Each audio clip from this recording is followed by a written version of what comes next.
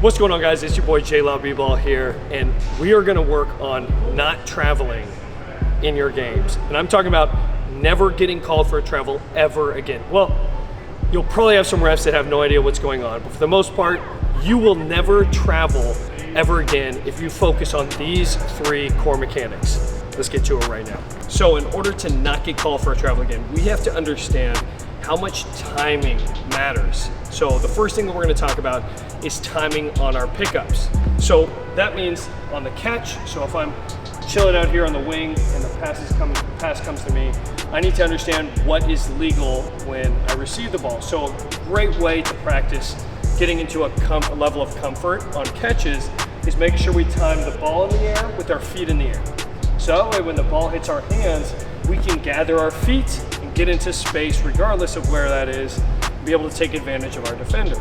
So a great drill just to practice that is tossing ball to self, and as the ball is falling toward your body, lift your feet up, and when the ball touches your hands, your feet need to be going toward the ground. You can practice this by going into different types of footwork, outside, inside. You can go into a hop step. You can go into a push out, like a little touch step back off the catch, which is what we work on a lot when we fade, just gathering, creating a little bit of space on the catch. So many different ways, but we want to make sure that we get the timing of our pickup or timing of our catch associated with our footwork. The second pickup timing event is going to be when we go to finish or pick up for our shot. So a lot of people don't understand exactly what a travel is because they're not educated on the pickup. So if I'm attacking downhill, James Harden does an amazing job at this. If I let that ball float in my pocket, I can take as many little hidden steps as I want. So I run. Those little stutters of steps do not matter until I pick that ball up or the ball comes to rest. And when the ball comes to rest, that means my hand either goes underneath it, the ball pins to my body, some part of my body, or my other hand gets to the basketball. So that constitutes when our footwork or when our feet or two steps count toward our travel violation or not. So it's really important that we try to understand the timing of that pickup, when that ball actually comes to rest or our hand drops underneath it or pins against our body or the off hand gets to it, and that's when our 2 feet are gonna step. So I'm gonna go through a couple of reps where you guys can just check out my pickup timing, so that way you understand exactly what is a finite travel or not. So like when I do my Instagram posts, travel or not posts, like those are extremely clear cut to me, like concise. Like I see it, I know it because I'm educated with pickup timing and footwork when going into finishes and going into catches. And I want you guys to be too. So let's go through a couple reps so you guys can check it out.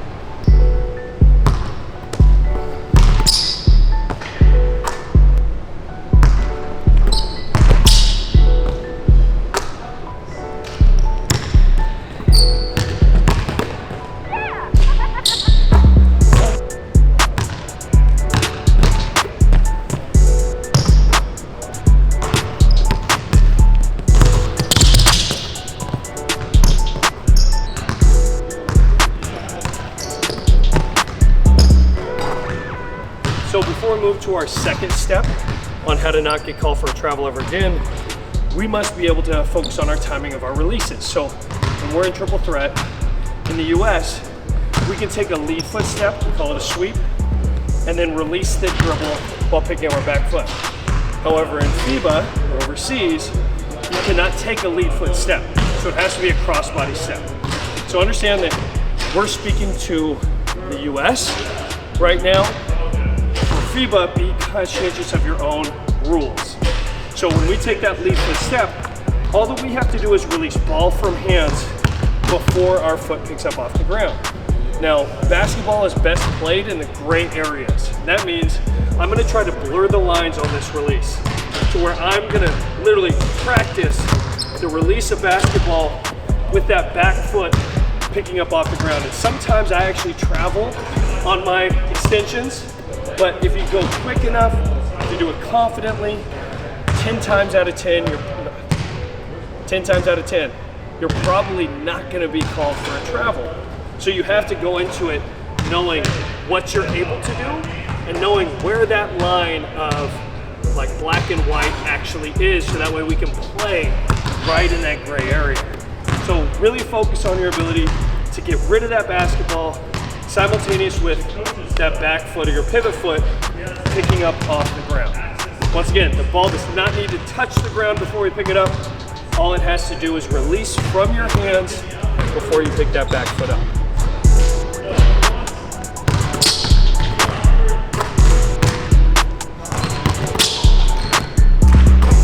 So for the second two,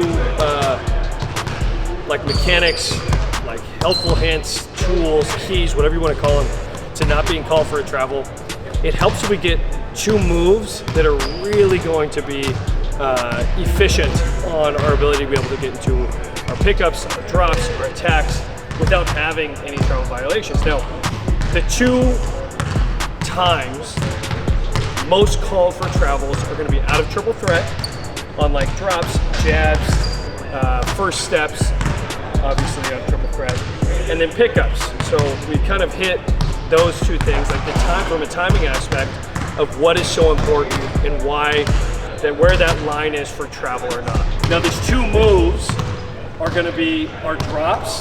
So if I'm going in triple threat, like you guys notice, I'll get into my drop jab a ton, and that release of the dribble keeps me clean, or keeps me from getting that pickup, that back foot or my pivot foot, picking up off the ground before I release ball in hand. So it forces or allows me to get that ball out of my hand really early. That, and I'm not reliant on my first step being downhill before I release the dribble. That first step and dribble are more lateral, and that ball is right in front of my frame. The other little dribble is going to be a V dribble or a push out. And that push out, this is where it helps us if we're playing internationally. So if you're in FIBA, if you're an American who's going over to FIBA for the first year, we work on this a ton, because since we're not able to take that lead foot step or that sweep, we have to be able to get rid of that ball early in order to get our feet out and into space.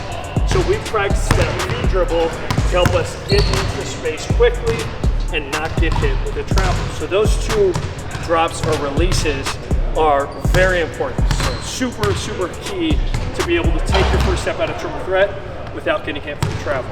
We're gonna go through a couple of reps, a couple of options for you guys, so you can see exactly how you would use them in a game.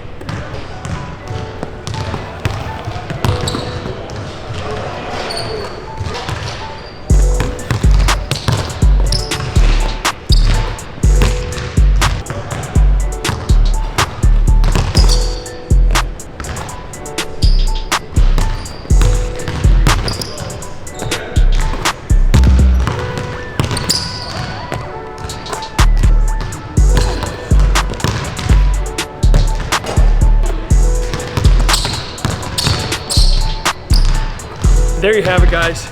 If you can focus on your timing, focus on your ability to be able to get into strong push-out dribbles and drop dribbles, it's really gonna help you with being called for travels in games. Just make sure you stay focused on the detail of when that pivot is releasing and when your pickup starts, and you're gonna be good. If this video helped you, make sure you like, whether it helped you or not, if you enjoyed it. Even if you didn't enjoy it, just smash that like button, subscribe, and we look forward to giving you more fire content. See y'all soon. God bless. Yeah.